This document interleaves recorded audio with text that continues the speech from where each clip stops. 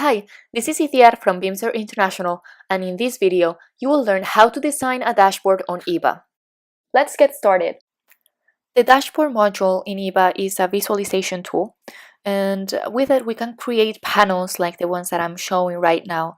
This one is a very simple one. It only has a couple graphs, and for example, the first one shows the number of transactions per user.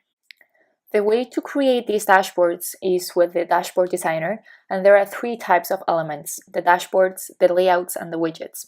The first thing to do is to create a widget, then add the widget to a layout, and finally add a layout to the dashboard.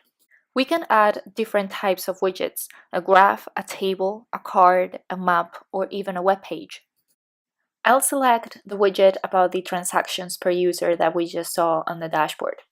The widget designer allows us to select the database connection that we want to connect to, the queries, and we can see a live preview of how the graph is going to look like. You can see that there are many options there, but that's the basis.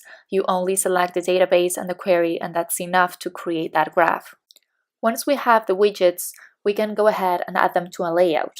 So for example, for our layout, we see that there are a few widgets that we can select in order to create that layout. Finally, we can add one or more layouts to a dashboard, and this is where we see the structure. We have the dashboard, then the layout, and finally the widgets. We don't have to show all the widgets at the same time. So for example, if we go back to that first dashboard that I showed, we see that there are only 2 items, that there are 4 in the gallery, and we could add those 2 to the dashboard. This was a very simple example to show the potential of this tool.